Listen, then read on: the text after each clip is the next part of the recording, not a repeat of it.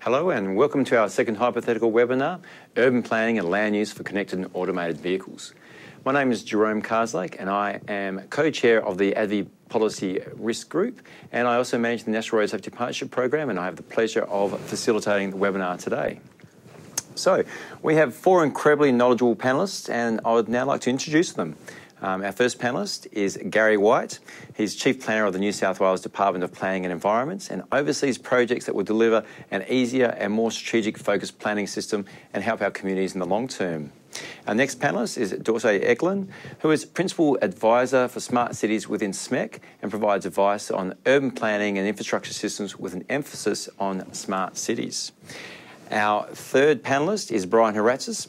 He's a best-selling author, futurist and thought leader who established Macroplan Australia, now Macroplan Damazi in 1985. And our last panellist right here next to me is Rita Excel. She's currently Vice President of IPWA, South Australia, and sits on the Australian Board of IPWA, as well as Port Adelaide and Development Assessment Panel.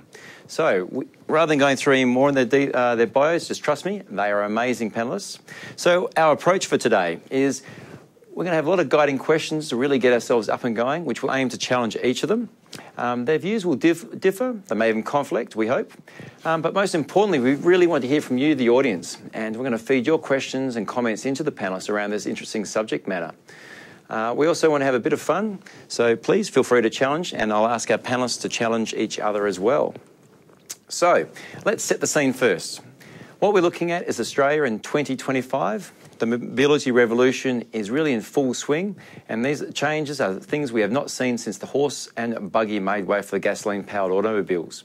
Level 4 autonomy, as in hands-free driving on designated roads, has been achieved in some areas. Taxi bots are operational on a limited basis, and online on-demand activity will account for approximately 25% of retail sales and last-mile delivery. Will be cost-free, with drones being a crucial part of our supply chain. So, the very basics of mobility, accessibility, and urban design and regional inclusion is all changing with the disruption. Now, the role and function of cities will also be changing dramatically. Mobility, connectivity, it's no longer constrained by state boundaries. So let's think about it. Australia is really becoming truly global. So, recognising we've got this sort of disruption taking place, in 2025, a new spatial plan for Australia is needed. What do we want it to say about mobility and accessibility? And is it enough to ensure government is not being Ubered as it was in 2017? So, will this be enough? And what is the role of government? Do we have the right institutional framework? What are your thoughts, Brian? Unfortunately, we do not, Jerome. We're in a situation where mobility is across all of the silos. So we have public transport, we have roads, and we have motor vehicles, all controlled with different forms of legislation. So where we need to get to is an institutional framework that recognises mobility as an outcome, because mobility provides accessibility, which in turn provides equality. It helps people have access to all kinds of facilities. But moving forward, in this institutional framework, we'll need it to be national, and we'll need it to go definitely down to very local levels. So I have suggested before perhaps a national diverse mobility authority with a focus purely on mobility could be the way to go in the future. But as things are currently working in Australia, we're staring down the barrel of government simply mandating the use of automated vehicles, and that leading us perhaps into the next freeway building era. Oh, Gary, what do you think of that? I probably have a view that says, as we look across the spatial planning debate from an Australian position all the way down to the local position, it's going to be really important to tell the story about how we want mobility to serve the functioning of regions, of cities, even down to neighbourhoods. I think we've got to make sure we tell the story about what we want those places to be, so that we can then start to understand the opportunities presented by mobility in a variety of forms and a variety of ways. And I think the conversation that I'm starting to learn, I'm not an expert on automated vehicles, I'm simply looking at the question from an urban planning point of view in terms of how does an automated vehicle product facilitate connectivity in different ways, and looking at the opportunities that are presented around that connectivity. Well, I guess I think we need to be thinking about the concept of mobility concurrently with accessibility, because I think whilst they are complementary objectives, they can actually compete for space in our urban systems, and we need to make sure that the introduction of AVs don't result in perverse outcomes for our cities and regions that actually reduce accessibility or reduce access for some types of movement, and pedestrians and cyclists are a classic example. And I also think we need to be thinking about the role of high-capacity vehicles, not just sort of single occupancy or sort of car-sized AVs when we're thinking about the shape of cities and what outcomes we want in cities. I'm really looking forward to touching on that question a little bit later on as well. And already got a question through here from Nick, and I think this would be a great one for Rita to delve into straight away. Is like, technology seems to be far ahead of legislation. How do we ensure that we don't stifle evolution due to sluggishness to change such things as legislation impacting on autonomous vehicles? So how do we address that, and how does that tie into our cities? Well, I think that's a really great question, and the approach that's been taken internationally is about trying to have a light touch as far as legislation's concerned, and to be agile, and that's something that legislators have to come to grips with because it takes a long time to change laws and regulations. So in Australia, we've taken an exemption focus, and we've had a number of legislation in a number of states that look at exemptions. I think what's really important is that we need to engage with the technology providers, with the industry, and with those people in society that are going to benefit from this, and see how we can actually focus some legislation directly to encourage the real benefits as soon as possible. So governments are becoming more flexible, they're becoming more open to understand where technology is going to take them. But when we talk to technology providers, what they want is a clear regulatory framework for them to operate in and that they'll comply with. But from a spatial perspective, we haven't even begun to think about or include thinking about automated vehicles in our plans and planning. And a good example of that, in the United States, has been an analysis of all of the strategic plans at metropolitan level that have been undertaken in the last 5 years. 5% of them, 5% mentioned automated vehicles. So it's not even in our psyche at the moment. So this question about light touch, or any touch for that matter, is interesting because it's for like today, where you raise awareness and we begin to talk about this, which is why it's so important for hopefully the audience today to interact with us, to understand that there needs to be a regulatory framework from a AV perspective, but also from a spatial perspective. And a good example of that would be if already in the United States there's been mode shift out of public transport into rideshare, on-road rideshare. That's happened already. So what's that going to mean for our CBDs? What's that going to mean for our public transport? Incredibly important, but we're only just beginning to think. Well, what do you guys think it's going to mean? Brian's put a few questions out to you guys as well. Well, certainly from my point of view, I've been advocating for a long time that the planning systems need to have greater dexterity, and we come from a very traditional, as the question originally asked, a very traditional rules regulation base. I don't think that will cut it in the changing world ahead, and often you'll hear questions about, well, we have to deregulate. And it's something that we get hit with all the time. I actually put it a different way. I'd say we have to re-regulate, and we re-regulate in a different way. There'll be another way of talking. There'll be a rule set, but it should be much more around perhaps a series of principles. So the principle might be connecting A to B. How do you connect A to B? Well, there might be a multiple way of doing it.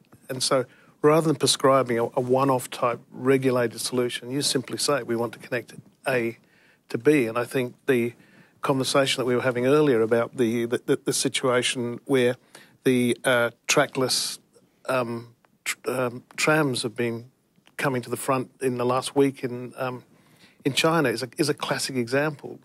One would have been caught up in legacy bias about saying, well, we can't do that because the expense of putting rails down and all this sort of thing.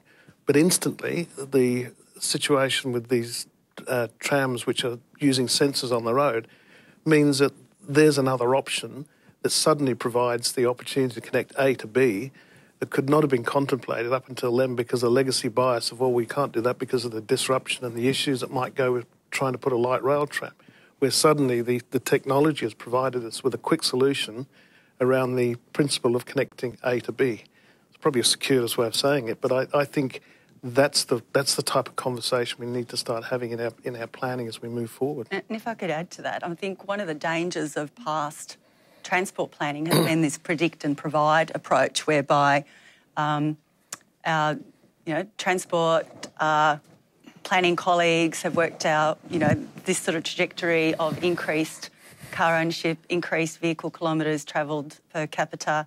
And since about 2004-05, that's actually changed. We've actually had a reduction in kilometres travelled per person. So that's a virtuous pattern. So how do we work with that virtuous pattern to further reduce how much we need to travel? So how do we actually enhance accessibility, and how do we actually make sure we've got, particularly in our big cities, we've got the regulatory environment which prioritises high-capacity vehicles over single vehicles. And I'm sure we've all heard of horror stories where, in a relatively affluent society, a high proportion of people can afford single AVs, and we basically just let them loose on our roads and we increase the road building that Brian alluded to earlier. We don't want to get into that situation. It'll just create more congestion in many parts of our cities. Yeah, I think that's why. There can be some very significant positive benefits from this technology being introduced, but we can have some unintended consequences that can be quite significant. And urban sprawl is definitely one of those, because if you replace your travel time that's unproductive time with what would be productive time if you're not having to drive and concentrate, then you can get urban sprawl and you get impacts on infrastructure that you have to supply and service. So this is probably where we think there's a role for government to understand exactly what is the problem that we need to solve now, what is the specific use case that we want for Australia, and then how do we attract that technology, how do we attract those companies that invest in those technologies and develop in that, and also Australian-based expertise to develop the technology to solve our problems and then export it globally, because we have got the opportunity now to get well prepared and actually guide what Australia will look like in the future and how we move. There are some real important subtleties in the AV debate. One of the big subtleties is that roads become real estate. So, what happens all of a sudden is we end up with fleets of taxi bots, hundreds and hundreds of them, and there's advertising on the taxi bot, and there's drone delivery, and that's on pavements and footpaths. So what we're staring down the barrel of is roads not being just roads; they become effectively real estate. How is it that we want that to work? What do we think about that?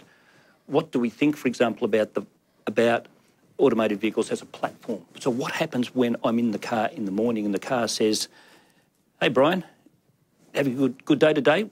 Did you remember it's your mother's birthday today? Would you like me to order the roses now?" Because that's exactly what's going to happen. These are platform technologies. It's not just about mobility. It's about using and securing people's time and using time. So there's control over privacy. There's control over security. It's an n-dimensional issue, and I think at the moment, as we're getting into mobility, we're only just beginning to discover it's an n-dimensional issue, and it's because of that institutional framework question is so interesting and important, because it warrants very significant debate across a number of different occupations and a number of different, fields of expertise. And I've got an interesting question here from Kirk, and which ties into our next sort of prompt's going to go as well. What does the rest of the world have to teach us about uptake, and what are the planning opportunities for our cities? And just the second part I'd like to draw on that as well is also recognising that we are Australia. Our cities are a bit different. We had points around urban sprawl. A lot of our cities are some of the largest footprints in urban sprawl. We're low density, we're regional, we're remote distances, and we're not Singapore. So how do we balance all these sort of issues? Gary? Look, I think understanding what our geography is to start off with, and understanding then how we want to use the technology around the notion of connectivity. I mean, what we shouldn't do is hold back because we say Australia's a whopping great place. It's not like Singapore, because it could very well be that parts of Australia, parts of our urban fabric, parts of our CBDs actually lend themselves very well to some of the innovation and some of the solutions that have been found by other people in other parts of the world. So my overwhelming advice would be that we don't get too caught up in Australia being a big piece, because within that big piece we've got lots of little pieces where places like Singapore could very well be great lessons for us. And there's one thing for sure in our suburban fabric: we are looking for solutions. And so we should not be coy about looking to places like Singapore, looking to, as I said before, the opportunities have been provided by this example in China about the trackless train and what that can do, because it really puts transportation into another paradigm. Anyone else want to expand? Well, I mean, Singapore is a great example where I agree with Gary that there are elements, and you know, Singapore is very much at the cutting edge of smarts, and compared to many parts of the world, they have a concerted effort in taming the car and giving priority to high-capacity public transport. So I think there are things we can learn from them, limiting the amount of impervious surfaces, so there's actually a balance with the environment. So there's a whole range of things we can learn from them, as well as technology and the principles that underpin the deployment of technology, as well as the technology. But, you know, as Gary said, there's a lot of regional communities. Often in regional communities, there's a lot of isolation because of distances, and not everybody has access to vehicles, not everybody can drive. So AVs can provide a fantastic opportunity to improve accessibility for these people and more equitable and egalitarian communities as well. I think there's a few really interesting things we could learn from places like Finland. Finland, for example, has completely changed the structure of transport. So in other words, for example, data, all transport data is available to any business to utilise, and their idea is to have as many transport providers as possible. So they've actually completely changed their institutional framework, because it's not just about AV, it's actually about mobility. But when you have a look, say, for example, at the US, where it's all about private vehicles in suburban areas, well, it's pretty clear that the focus there has been on, so how do we get taxi bots, how do we sell people private individual vehicles? So very different set of responses. One of the interesting ones is the UK, I think, as well, where they're spending billions of pounds at a government level because they want to lead the world. They want to control the artificial intelligence that goes into motor vehicles. They want to build it. They want those jobs in the UK. It's called the UK Accelerator Program for people that are interested in it. So they see they see AV as an industry structure, not just as a mobility. Now, I know, Rita, you know, we've had discussions about this before, and you've got some very strong views on that in Australia. And we have not gone down that path.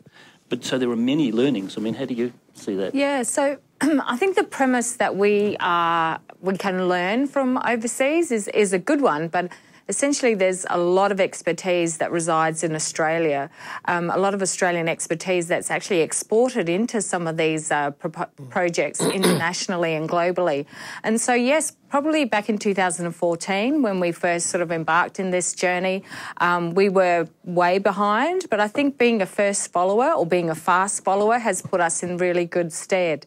We've got a number of, we've got expert centres all over Australia, and New Zealand's sort of punching well above its weight with the sort of activities that they're running. So I think the world's looking at Australia, looking at our diverse sort of environments that we've got here, the appetite for innovation. So I think there's a lot that we can learn from the mistakes that have been made globally, but we've got some real opportunities to actually lead in some of the key areas. And I think in regional deployment, definitely, and also in freight and mobility. But to your point, Brian, essentially we need to look at this as an ecosystem. It's not just a transport issue. It's not just a planning issue. It's about leveraging this global economy and bringing in all the sectors that are going to support it. I think, like the UK, we need to recognise that for Australia, this is going to be a huge economic benefit, and there's opportunities for industries to grow and thrive in Australia. So we really need to be very proactive. And I've got a great question here from Mandeep to throw to each of you. It's a bit of a counter view, just pushing it out. So looking at the sustainability of cities in coming future, why it's important to introduce autonomous vehicles at this point, where all the global cities are shifting to bike sharing and improving public transport system. So are we getting ahead of ourselves a little bit? Hallelujah, I think, hallelujah, because we should be moving down the active transport path immediately. I don't know what you guys think, but, you know, why we don't have Copenhagen bike lanes, why we aren't pushing e-bike and active transport in this little window, we've got 3 to 5 years to really make it take off. I think she's on the right path. Yeah, I don't think automated vehicles means automated vehicles have to be introduced in concert with mass transport models. So public transport definitely needs to be a higher priority. We need to move people more effectively, more efficiently and more economically. I think that's why we can't just let this happen organically. We have to tailor how it gets introduced into Australia, and it must be integrated with our public transport system. And also we want to encourage active transport, and I think councils and cities have been trying to do that for a long time, but taking more cars off the road, creating wider footpaths where we don't have to allow parking is going to create that sort of environment where you can have a more livable and rideable city. And I think that's exactly the point I guess I was alluding to a bit earlier, is that we don't want AVs to result in perverse outcomes for our cities that compete unreasonably with pedestrians and cyclists. And, you know, some suggestions are that, you know, the introduction of AVs will result in people playing chicken with them and stepping out in front of AVs on the streets to see what they do, how quickly they stop, etc. Will that mean that some people will feel inclined to put fences down the side of streets to stop people doing that, which would be really unfortunate urban design outcome? And Brian was mentioning earlier in a conversation that in the US they've actually thought about this and have started to create a regulatory environment which will actually penalise people if they do just that. Absolutely, that's right. It's like a $5,000 or $10,000 fine if you walk in front of an AV and you know you're doing it. So it's a big yeah. So it's police that. Yeah, well, of course, you know, in the future, of course, the AV will have a camera, so you know exactly. That's actually a really easy one. So instantaneous fining, you're saying? Well, I'm certainly hoping that that's the case. But you know, there are some really important spatial outcomes. I mean, I, for one, for example, would argue that private automated vehicles, should not be allowed into CBDs. Oh, Gary, what do you think of that one? Well, I was still hanging about on that last question about the you know, bicycles, etc. Because I clearly see the automated vehicle as part and parcel of that chain of public transport. And I could just imagine a situation not dissimilar to when you queue up at a ski lift, where you walk out the front of a building and there's a continuous flow of driverless vehicles that allow you at any time to just simply, like you press a button for a lift, to walk out onto the pavement, press a button on your phone or whatever, one of these vehicles in a chain like the ski lift, you simply get into that one and you move to another part of the city. So but Gary, I want to avoid that, because that's the trap that will happen.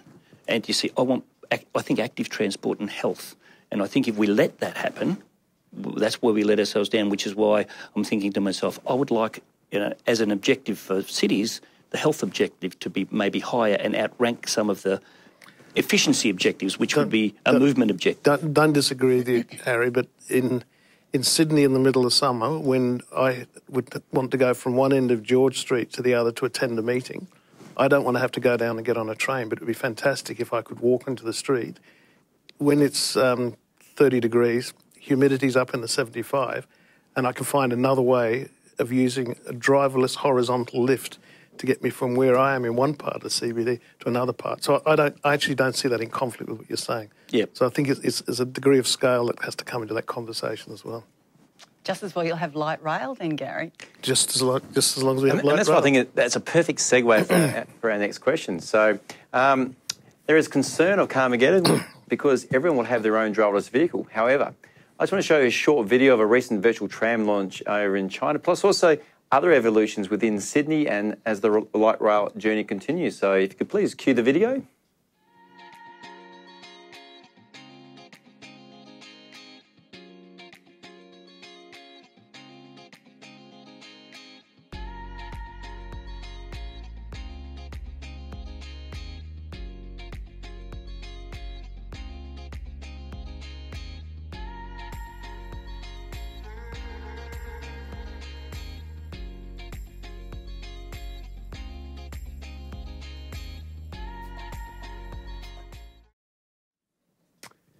So will these sort of high occupancy vehicles feature more promptly? And will that mean for our urban planning versus lots of small single-use vehicles? Are these the sort of vehicles we're seeing considered now in 2018? We're seeing getting built in Canberra, and I remember just walking along Sydney, seeing the light rail being developed here. So is this what we're going to see in the future a bit more of?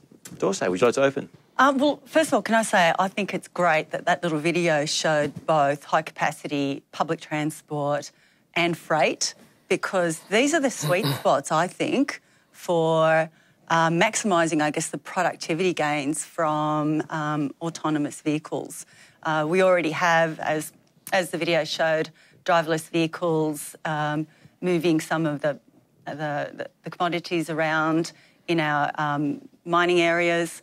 Sydney will soon have a driverless train to the northwest, and even though many places are investing in light rail, as that technology becomes more developed, we can actually have high-capacity driverless passenger vehicles as well. And certainly to maximise, the real estate that Brian referred to, that is our transport corridors, we can have a future where we can have freight vehicles potentially connected to other freight vehicles, potentially connected to passenger vehicles that can really get fantastic efficiencies out of some of our transport real estate.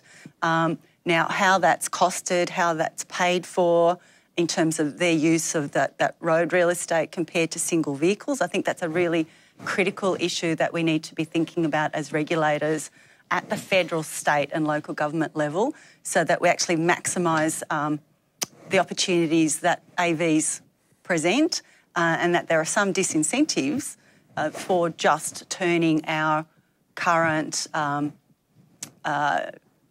driver vehicles into non-driver vehicles, and indeed unleash even more trips per person than currently exists. So I think there's fantastic opportunities there, and that little video underscored that. Mm. I sort of want to dispel the myth of Carmageddon. Our understanding is that the fleets, it's going to be about fleets, and it's going to be about companies like Waymo and, GM, those sorts of large companies running fleets of vehicles as a service. We're already seeing Volvo, where you can use their vehicles, where you don't actually own the vehicle, but you have access to a vehicle. So I think what we're going to get is like an optimisation of how these vehicles are going to be available. And let's face it, Australians have a love affair with the motor vehicle. They have a love affair with having their own car and multiple cars as well. So we really need to win the hearts and minds. So we need to provide a service that's going to be more affordable and give them the same level of accessibility that they have now. So I think, the Carmageddon will be managed because we're going to have large fleets managed by large companies providing services. We're already seeing that with, the Uber and other organisations that have come into Australia with providing this on-demand car service. And I think people will understand the economics make sense. You don't need your second car parked all day. You can put that money, reinvest that money, or actually put that vehicle into a fleet of vehicles that is part of this service offering. No, I don't agree with you. There will be Carmageddon in Melbourne and Sydney because it will be population driven. Firstly, we have significant growth in population. We have no possibility. If you have a look at any of Infrastructure Australia reports at the moment, they say that after the metro's built in Melbourne, after the freeways are built in Sydney, after the new rail systems are built in Sydney, by 2031, public transport will be more over capacity than it is today. That will shift. There will be modal shift into cars. And so we have a 15 or 20 year period here where I think Carmageddon's unavoidable. After that point, I think you might be right. But what happens in this next 15 or 20 years? And that's why I'm so passionate about saying, let's have a look at the numbers here. Let's have a look at the reality. Because it'd be different if Melbourne and Sydney weren't growing at the rates that they are. But we are. But I think Melbourne, not be disparaging, but the congestion in those cities, Melbourne and Sydney, you're probably getting close to that now. I think it's about what is the step change, how are we going to do things differently. But it's time. How does it play? We're going to have mixed fleet. how long does that mixed fleet last? Because we have regions, we have cities, we have places that will continue to drive into town, you see. So we need to think through the transformation that we want at the end, but what does the transition look like? And in the transition, do we get sucked into building more freeways? What are those unintended consequences of transition? Which is why I think I like what Gary says about setting the objectives that we want for urban areas and forcing the mobility into the objectives that we want. Because I see real problems if we don't. Well, I think that's the role of the planners, isn't it? The strategic. Yeah, Gary, it's your fault. Gary. That was a very interesting dialogue. I think it does get down to understanding the story that you're telling and the story that you want to see evolve around this connectivity and mobility. But I think one of the most important parts of this whole conversation, and you mentioned the love affair with the private motor vehicle, but there's also a love affair with a type of spatial distribution which is so typical of our Australian cities, which is the suburban model. We still have that love affair. And so one has to be very realistic about that transitioning phase. And as I've said when we've had previous discussions, the biggest challenge, I think, on the back of planning cities like Sydney and Melbourne and Brisbane to some extent, is the transition from a suburban environment into a more urban environment. And to realise that it's going to be a somewhat difficult transition, because not only are you trying to physically change the fabric of the city, you're also trying to change the culture of the way people behave in the city, the culture of the way people have been used to moving between one place and another. And I think all of that has to come into the conversation. And my earlier comment to you was, if you can spell out what you're trying to do at a high level, and then basically open up a chocolate box and have a variety of flavours that might, if you like, suit that. And autonomous vehicles might be an absolute candidate for so many of the solutions you're looking at. Whereas in other instances, as you perhaps get out to the suburban edge and out into some of the rural fabric areas, they might be later wins. They might be a conversation you have separately as part of it. And just on that, like a question here from James. What additional challenges do you think regional cities will have with the introduction of automated vehicles compared to major cities? Because we've heard a lot of Brisbane, Sydney, Melbourne. What does it mean for our regional cities? I was in regional New South Wales this week, and I actually thought it could actually provide an opportunity that I could never have seen, because one of the conversations you often hear about public transport and having a bus servicing a low catchment area basis. So you have one bus going up and down a whole series of streets, and you might have 2 or 3 passengers on it. How might a public transport system in some of those regional cities be triggered by somebody 15 minutes before they want to leave the house to press a button to dial and an autonomous vehicle turns up, so you don't have vehicles going up and down using fuel, etc., but not being patronised. And I'm just wondering what great opportunities might come out of that conversation in the regional areas that we perhaps would not have thought about under more high-density focused public transport type conversations. Well, regional Australia has awful public transport. And so anything's going to be better than basically nothing. But I think that on-demand transport, whether it's, and it's interesting because it could be delivered through a taxi system. I mean, the New South Wales taxi industry is very progressive, and they're thinking about it. So it's an interesting question: is it public transport, or is it some form of taxi? Is there a public subsidy that goes into taxi instead of public transport? Is it a public, or do we buy this service from Uber, or do we buy it from Lyft? Do we buy it from GM? Because that then gets back to what's our objective in a regional area? Should a regional area have the same access to mobility as an urban area? First question.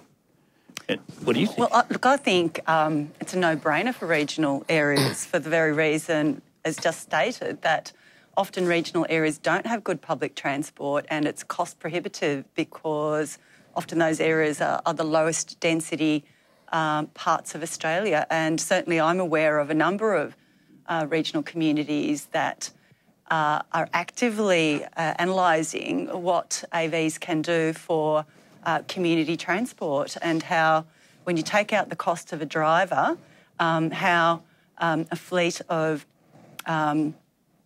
autonomous buses, if you like, whether they are geofenced or they're not geofenced, can actually provide a service to regional communities. So I think there's a lot of councils and that are really thinking about how smarts can actually deliver better outcomes for their communities in the transport sector for sure.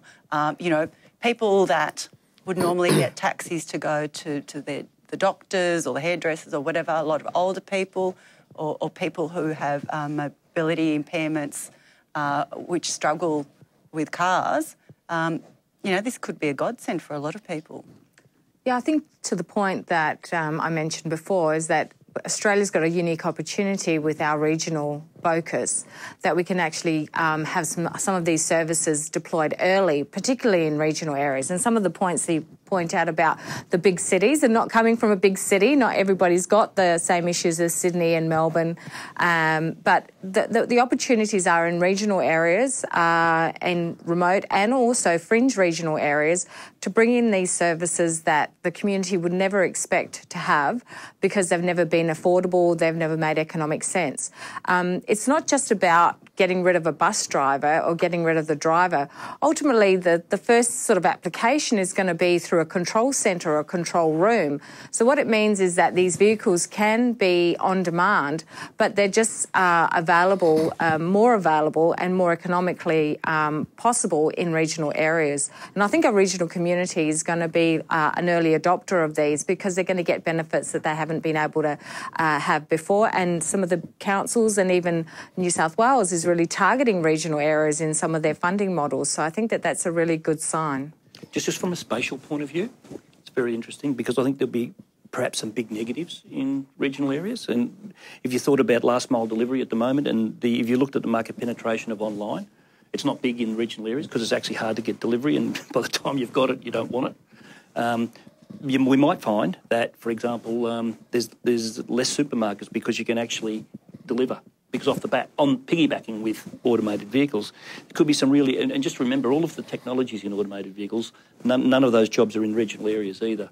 And if they're electric vehicles, you won't need petrol filling stations, and also you won't need motor workshops because electric vehicles run for 1 million kilometres.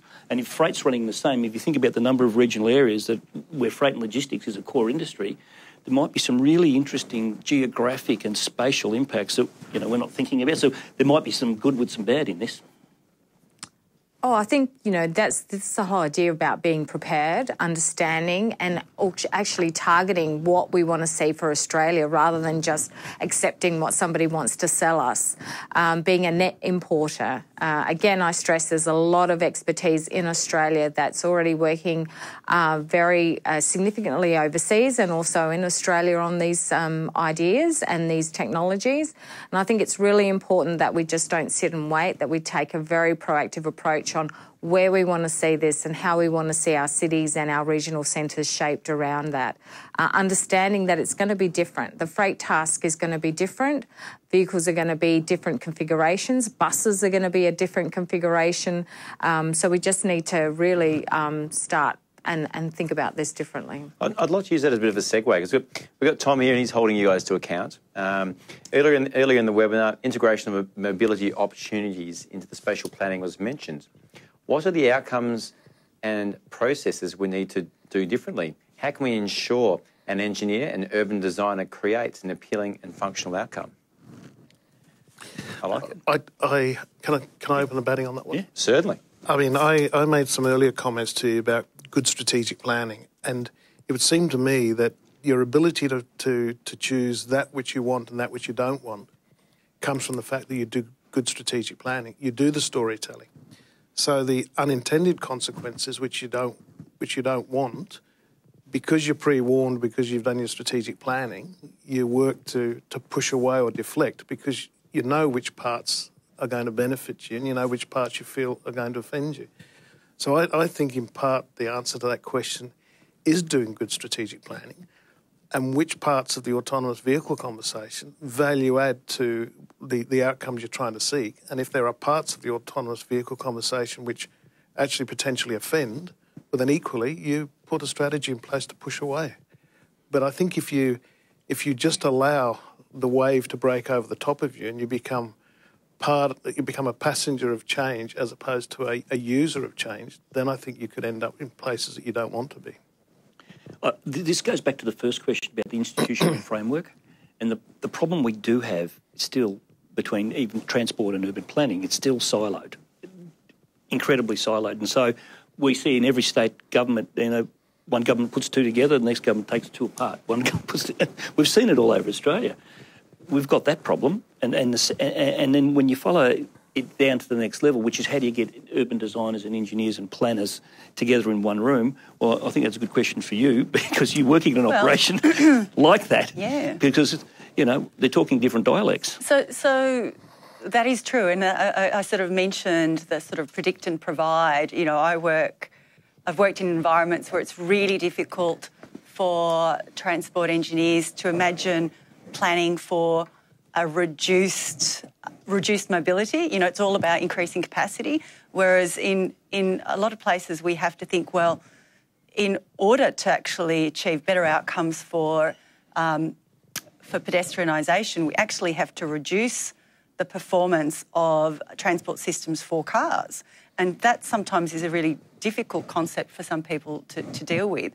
So as Gary said, we really have to be very clear about what outcomes we want for our urban systems and how we want them to function and what role AVs might have in delivering what we see as desirable outcomes. And I think most strategic plans for cities around Australia have got this concept of having high-capacity transport corridors, including high-capacity public transport corridors, and having nodes that are relatively higher density, mixed-use nodes that provide a lot of access to facilities and services in that network. So we often have like a suburban city structures that are quite low density, but then parts of our city structures are higher density and mixed use often. And I think the aspirations of places like Sydney and Melbourne to have a 20-minute city or a 30-minute city are really critical here, that we want to facilitate mixed use, having services, facilities, access to jobs, employment, entertainment, food close to people so they can actually walk if they like or cycle. But then for thinking about these bigger systems that need to have good public transport systems that can move lots and lots of people around or lots and lots of freight around. So we've got to recognise that a need for a systems approach to these complex places that are our cities and think about the different roles that different transport modes and the role of AVs and different sorts of AVs in that system. I think I don't disagree with that. I think we should set really clear objectives. And a good example would be one would be accessibility standards. Now, let's unpack that a little bit. At the moment, we have unequal access to jobs. We have unequal access to facilities. Why? Because the closer you live to something, typically your house is worth more. So you buy on the urban fringe because you don't have the same level of facilities, because you don't. Are we prepared to do that? Are we prepared to say all people should have equal access at the same price and set an objective for equal levels of mobility? And let engineers unpack how you do that. How do you plan a city so that we have much more equal levels of mobility? So it's like an equality Absolutely. issue. Yeah, and we set that as a clear objective. That's social. And then if you looked at environmental, you'd say, well, and Carola Jonas, she really put us onto that idea of closed loop, which is automated vehicles that actually generate their own power and distributed energy networks. That's something we should want. But we need to set that objective so that the engineers can say, oh, okay, they actually want to have automated vehicles that generate power in a renewable sense. So, okay, and we have that debate. And then from an economic point of view, we set our objectives. Do we want to have distributed jobs? Do we want to have distributed retailing? Do we want to prevent, for example, the huge warehouses in edge cities, which is where one of the paths we're going down right now? But I think we could sit down and I don't know what you reckon. Maybe 3 bottles of red wine. Is it an achievable vision, Gary? And we can sort this out, I reckon. Yeah, have a go. I think it is an achievable vision, but I'd actually probably prefer to unpack it the way Dorte put it before. And that is that if you turn around and have a principle, not dissimilar to what we now have in our metro plan that the Commission have done here in Sydney, that starts out by saying we want and we'd like to aim for a 30-minute city. Because what that does is allows us to go to a number of sources and a number of different options to create the 30-minute city. It could be the high numbered passengers on a traditional train token. It can be the systems that you facilitate to connect a medium density neighbourhood to other parts. It could be the connectivity and the mobility you create. So by spelling out an objective like the 30-minute city, which is what we've done here in Sydney. It's only 20 in Melbourne. Yeah. So Brian, Melbourne's better than Sydney. I'm not saying whether you're better or not than Sydney, but I think the principle of spelling out a 30-minute city is a very good starting point that invites in options like automated vehicles. I mean, I've had conversations with people in parts of Sydney more recently where 2 years ago no one would have talked about the opportunities that are presented by a trackless tram. No one would have thought, but what they do know is that they have a linear-shaped area which is changing and likely to change as an employment base. Yes, we've got connectivity of two very sophisticated metro stations, but then the interconnectivity within the shape, we were thinking, well, it's a linear shape. Wow, what a great opportunity to have potentially a trackless vehicle going from the northern to the southern end of this 3 kilometres of linear shape. So, but I think that's too soft. You see, can I tell you why? I'll just tell you why I think it's too soft. Right? We're staring down the barrel of all the transport engineers are now telling us we want road pricing, right? We want road pricing because we want to ration the use of freeways. And what that means is people without any money can't use the freeway when they want to because they can't afford it. A 30-minute city can lead you down that path. It doesn't tell you what I don't think enough about the attributes of what you really want in the end. And I'd like to be a bit more prescriptive at the start of the revolution that we would like to have and say, why don't we do that? Why don't we shoot for equal levels of mobility as an objective? I know we have a webinar coming up around pricing in the future, by the way. So, George, please dial into that one. Risa. So I just wanted to say I am an engineer. So we are having a conversation with engineers at the table. No red wine, Brian, I see. But are you soft? Are you a soft engineer, or are you? Am I a soft engineer? We're all soft engineers. We just need the planners to make the right decisions, and we'll just, prosecute it. Look, I think it's really important that we understand that we do need to have a closer dialogue between how we plan cities and how we build cities. And the sort of, you've mentioned it, how we've seen, agencies split planning and engineering and bring it together. I think this is really an opportunity where we need to have those two disciplines working very closely together to address some of these unintended consequences, but also to reshape the cities that we've got now. So I think from an engineering perspective, yes, there is a lot of focus on understanding how to charge for the road user charge and road user pricing. I think that is a really important conversation. I'm really glad we're going to have a webinar on that coming up because we do need to be mature about how we charge for access to our network, and that's the only way we're really going to get a balance of mobility, by making sure that it's a fair and equitable access to the network. And, cost is one of those ways of doing that.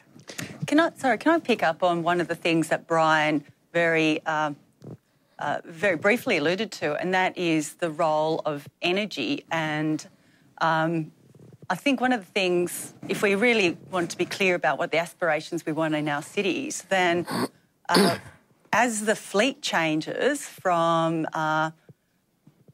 driver to autonomous vehicles, and you're changing the actual vehicles, that's a really great opportunity to change the mix to also predominantly electric vehicles, so that we actually can use this revolution to also help decarbonise our transport systems. And I think I think governments need to be really clear that that's one of the aspirations, but also that the vehicles can have sensors in them which will help us to deal with how we might charge for the consumption of transport, real estate and roads, etc. So we can, I think a lot of governments are really conscious, Brian, of the issue that you mentioned, that you don't want to be just distance penalising people who can't afford to live close to accessible areas and have to live further away. Certainly that's a really sensitive area, and I know it's a real area and a very political issue, but to actually have the vehicles, as we change fleet, to have those sensors in them so that we can actually make those choices at some point in time, whether it's some sort of cordon pricing and some people actually get, discounts or whatever because they might be primary workers or whatever. We need to have the choices. I've got a question here I really want to pose to you. I think it's from Jerome. What do you think is the most important factor that will push government authorities in Australia to modify current urban and transport planning processes to consider how they're going to incorporate AVs into future and forward planning away from traditional mechanisms which are currently in place, such as populist policies? Well, I think if I had a quick start to that, the first trigger will be tax. So as we go into, because as we move into electric vehicle, it'll be slow, but and mobility is dropping. So the money that we're actually getting from mobility, the levels of tax they're just not going to be there. So that's a push.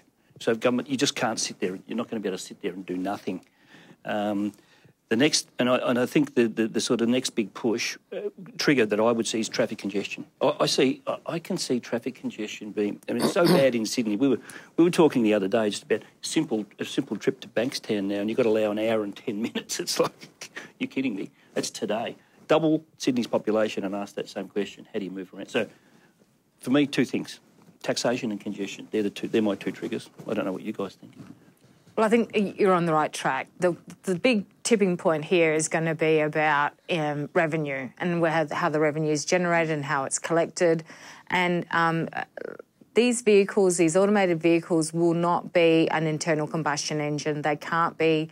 They have to be clean, zero-emission vehicles. So that's going to be a huge shift. We're seeing all the vehicle manufacturers saying that in next year they're going to be releasing a whole fleet across their whole range, either plug-in hybrid or electric vehicles. So electric vehicles are coming, and they're coming fast.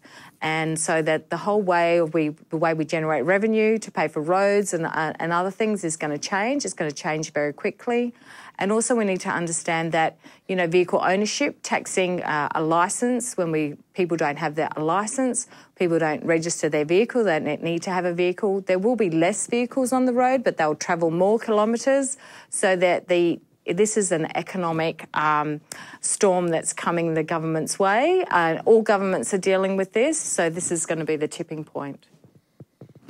Well, Ron asks, our cities were generally laid out over 100 years ago. How quickly can we expect our cities to adapt, and what will be the cost? Gary.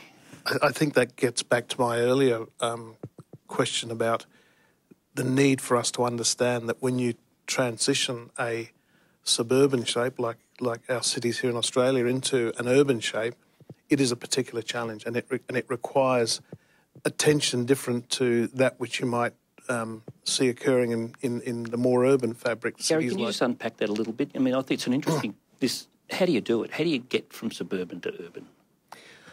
Well, it is a double challenge, because we have a love affair in our Australian cities, which we inherited from our American colleagues, which is the flexibility that was given to us initially by being able to work anywhere in the city and live in another part of the city. And it's shaped a city in a particular way.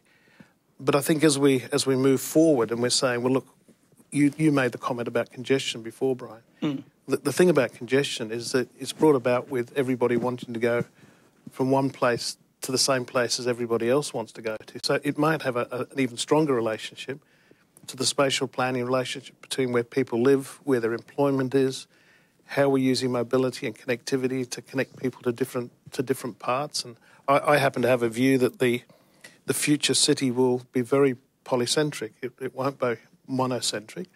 And I think the conversations offered around driverless vehicles, around other traffic options, may well help us transition from that suburban, primarily monocentric type model to the polycentric model, where we have employment and activity in a different spatial distribution.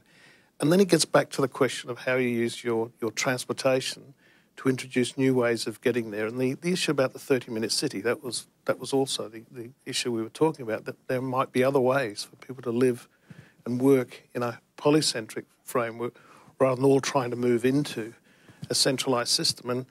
And you only have to look at the fabric of our current suburban framework, and it is still very monocentric.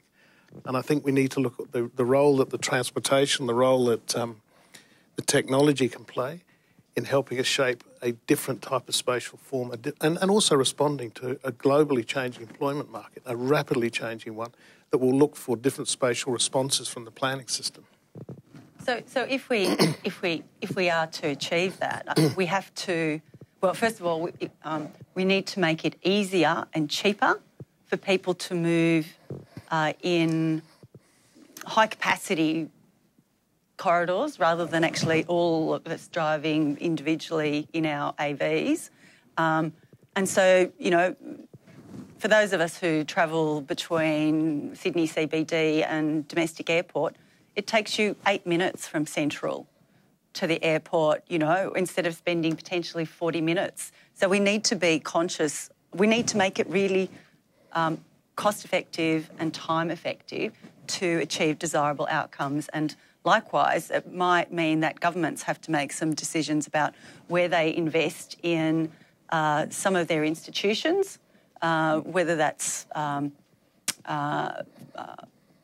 health facilities or universities or whatever. So, but it needs everyone to actually have a picture, a plan in their mind about what the desirable outcomes are if you want a polycentric city. And Gary, you talk about Sydney. Well, Melbourne's even worse off. Sydney's much more polycentric, and we've got, you know, both cities have got, you know, good bones in terms of public transport, but it's not, you know, we need to reinforce those patterns and reinforce those nodes and create discouragement to actually fill up every place with individual cars. So we've got to have a regulatory system that fights against that. And, you know, picking up Brian's point earlier, we've got to be really clear that the hierarchy starts with the pedestrian and cyclists and public transport rather than the individual vehicle. Yeah, absolutely. You know, I've said before that we should set the technology that we want for our cities, which should be active transport, it should be cycling. We should set the technology and set city shape around the technology, not the other way around. So how do we incentivise that? How do we incentivise walking, active transport and fitness? How do we, in this AV future? And a second part I'll put to as well is, will the AV future mean the death of the current public transport system as well, as asked by John? Well, there's already been mode shift away from public transport in other places in the world where rideshare is inexpensive, so San Francisco. We know that. So there will probably be mode shift, but I guess we've got an unusual situation in Australia where in the peaks our public transport is already over capacity. So that's right, and we're growing. So there's there's not much spare capacity to move away from. That's right. So your only option is active transport. And we've got to move quick, and we've got to move with a lot of, I think, intent about that's what we really want in this future. We want our future to look like that. But I just can't see how that we get there. I don't know what you think, Gary, but I can't see how we can, if we don't set objectives like that, I can't understand, you know, how we can get city shape to be what we think would be a better, in inverted commas, outcome. Look, you've heard me say I totally agree with the idea of setting the objectives and then looking to the box of options to satisfy your objections. I suppose in part, as you were answering that previous question, Brian, I actually thought, well, the choices that we've had in the past have been the car, the bus, or the train. It would seem to me what this conversation we're having today is very much about is that we're actually adding more layers of choice and opportunities to the conversation. And it's how,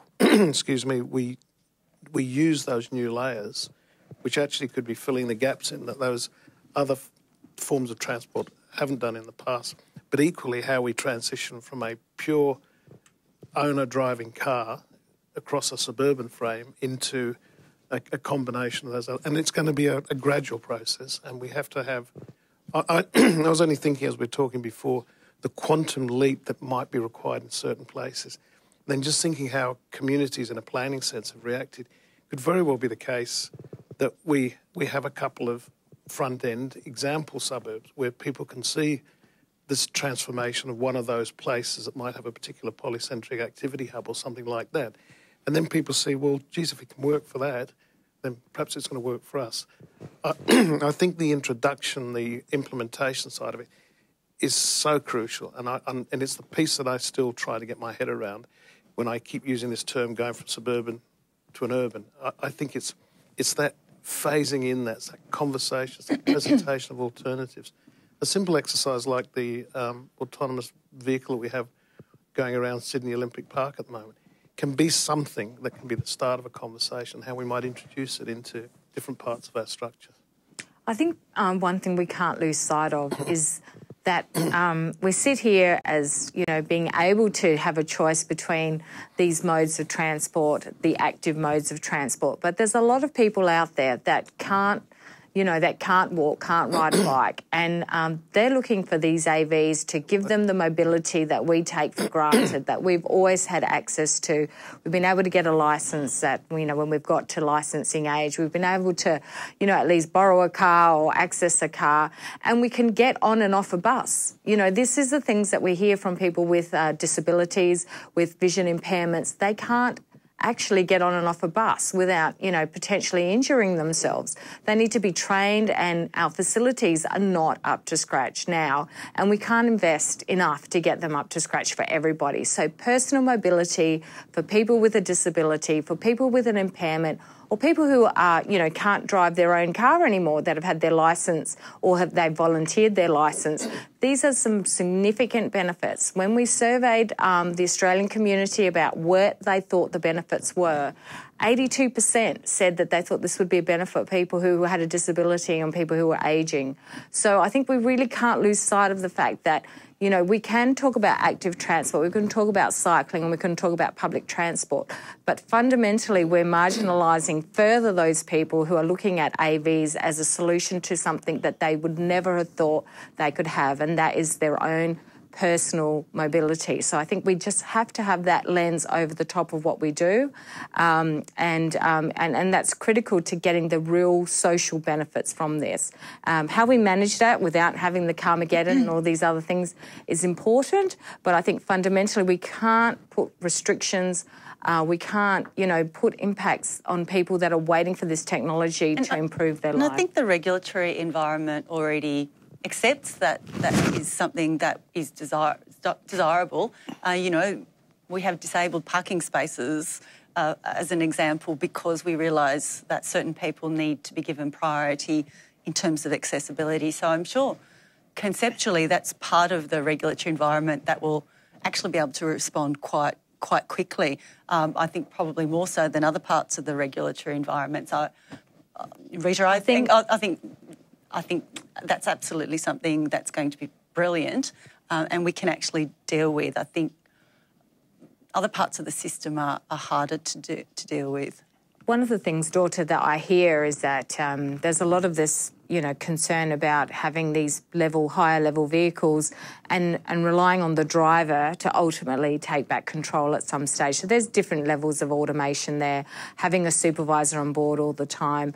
I think that's really important, but we have to think about the fact that ultimately the ideal is to have somebody in the vehicle who isn't able to take back control, and that the vehicle can take them and transport them to their destination. And that's why we need to understand what are the design domains that these things can operate in as soon as possible, so that they can do the end-to-end trip and provide some accessibility to people who are really longing for it.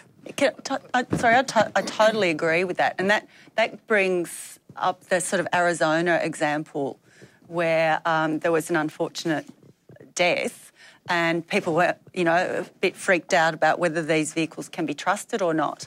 And yet we as society accept that as human beings we make mistakes and there's going to be certain amounts of fatalities or accidents that happen in our system. And I think it's going to be really interesting to see whether we are going to require machines to be much more trusted than human beings, and whether there's any fallibility accepted at all, because I think in order to provide that sort of service that you talk about, we're going to have fully autonomous vehicles without that driver.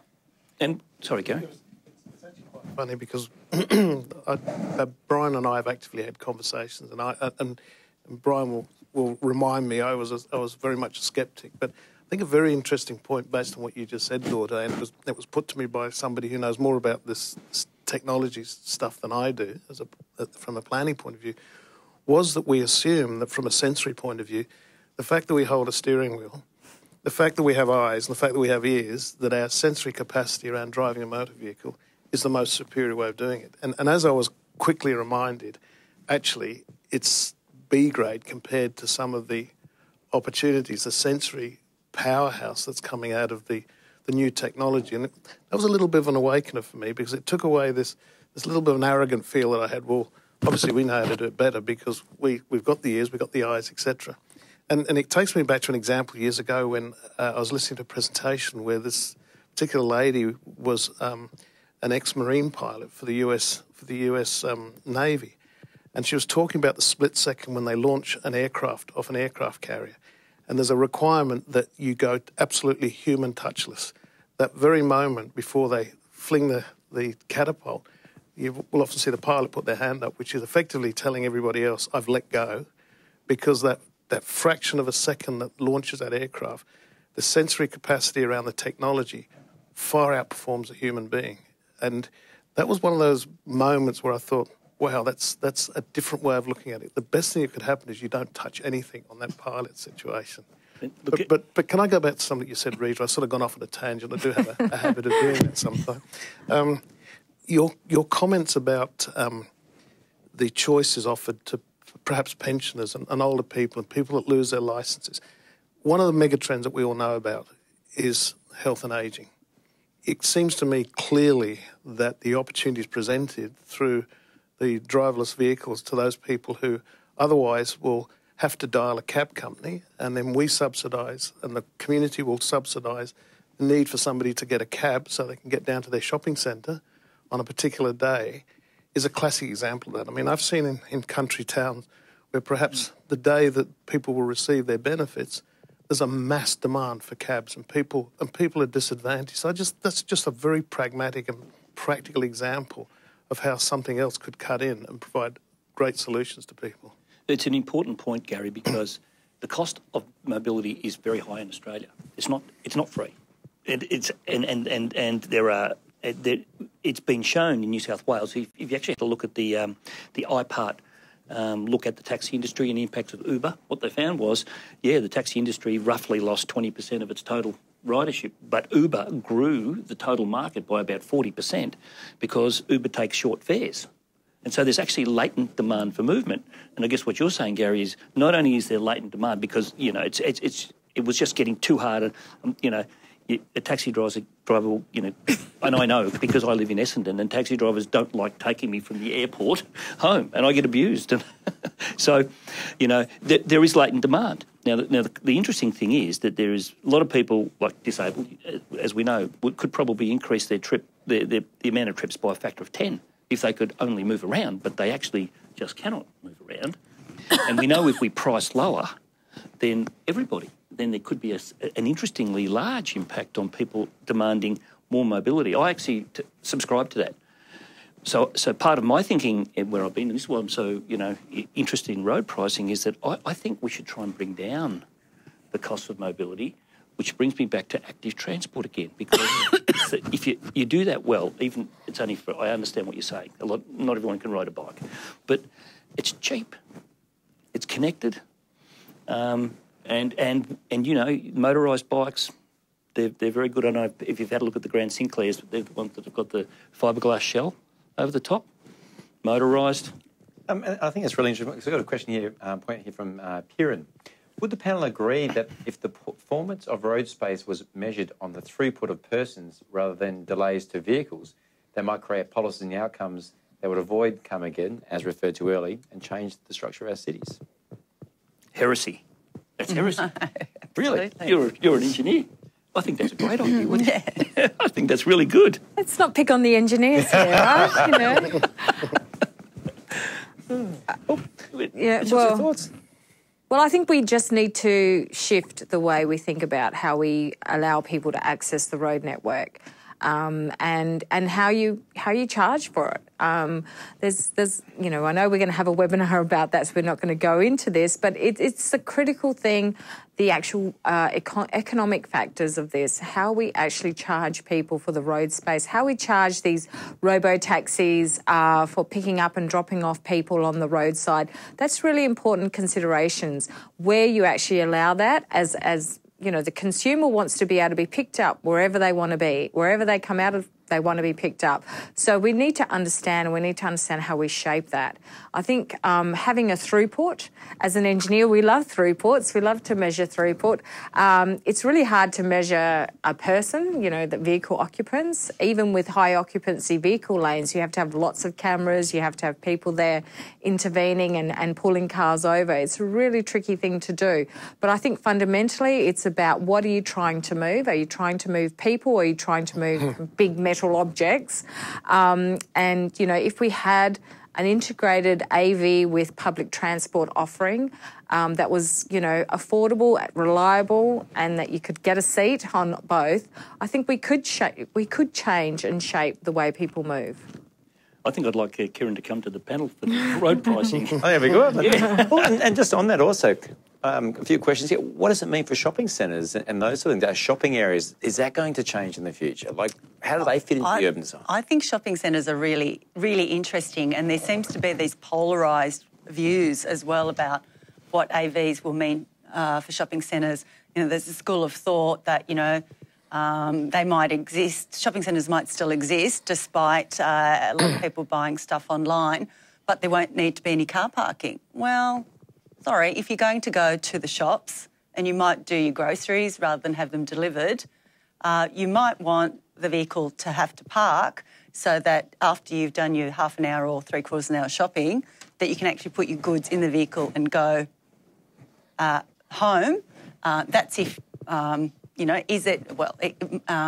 if it's your own vehicle, or if it's a vehicle that's a shared vehicle, it could be a different vehicle, so maybe it doesn't need to park. But you might need to have vehicles docked there or parked there for the stream of people coming out to use them. So I think there's still going to need to be parking for AVs in and around urban systems, whether that's at shopping centres or in certain locations or along the carriageway. Shopping has changed a lot, and for the sort of mundane shopping, a lot of people choose to just get delivery, fine. But then there's other people that like to shop for recreation. They like to look at goods. They like to, it's a discovery thing. It's a recreation for many people. So torture for some as well. Yeah, me too. I can assure you I'm not a great shopper. But that's not everybody. It's entertainment for some people. But I think it'll be different for different types of centres. Yeah. See, if you took a large regional shopping centre in a great location today, why is it there? It's there because it's a highly accessible location by car. That's what it's there for. So therefore, in an AV future, you would expect that shopping centre would want to have its own AV fleet. I would. Why wouldn't I be sending? I would have my fleet, and I would want you to ride share to where I am. Yes. And I wouldn't want you to move from where I am. So inadvertently, what happens is these become much more important nodal points. So there's a whole set of reinforcing positives at the high end of this game. The other thing too is if you have a look at cars and car parking, the way it works, obviously in major shopping centres they're vacant for 12 hours a day. So what do you do with that space? Well, is that a great place to park a fantastic fleet of vehicles that aren't being used? That's not a bad idea. So as you begin to think this through, these more subtle spatial implications, I guess, from my point of view, I'm thinking, I'm certain none of us really know what's going to play out here, but I think the subtleties of thinking haven't been unpacked enough yet, and we could have this discussion probably about a whole lot of different sectors and say, well, there's a couple of different ways to look at it. And how are drones, we spoke of this, how's drones going to fit into this? Is that really going to impact the social fabric of our cities? Absolutely. I think it's really interesting that if you go back 3 years, we were probably talking about drones as the little model that you buy your son because it was a Christmas present 3 years ago. But the transformation and functionality behind drones in the last 3 years is really one of those examples to follow that comes out of the technology. How we're now talking about drones being used to deliver parcels. We're talking about drones to deliver medicine. We're talking about drones being used for rescue operations, delivering drugs in different parts of the world. Cleaning windows, Gary. Cleaning windows. I think the drone technology is going to be one of the most interesting to watch, and I think a byproduct of the conversation about drones, I'm going off in a slightly different direction here, is it's changed the whole face of aeronautics. The power-to-weight ratio created by the technology of lithium, for example, the aeronautical industry basically stayed in a particular paradigm for so long. And what I think is interesting about drones is it's completely changed that paradigm. Last month's issue of one of Australia's premium aeronautical magazines, front page, was how drone technology will change the shape of our cities and how planners must learn to keep up with it because of the implications of delivery fabrics, etc., etc. Now, I think watch that space very carefully, and it's a great example of how, not only here in Australia but around the world, how the regulatory conversation is becoming so complicated because the technology is far outpacing the ability to get our head around some of the implications. Gary, it's probably worth just putting on the table that discussion we had about who owns the bandwidth. Yeah, that's right. And you know what we were saying, and it's really interesting. If you look at a building and you want, for example, a drone to wash the windows, that's great. But I mean, do we have delivery drones at up to 10 metres? And what kind of drone works in what bandwidth? And the drone that takes me from the airport because I can't get on a train in Melbourne Airport to get home, which bit of the bandwidth is that in? Is that in the 30-metre bandwidth, or what is it? Who owns it? Who controls it? And a spatial planner is going to have anything to do with it? Well, the answer is they should, but we haven't even begun to think about that in the third dimension for spatial planning, other than the fact that, we do or we don't like tall buildings.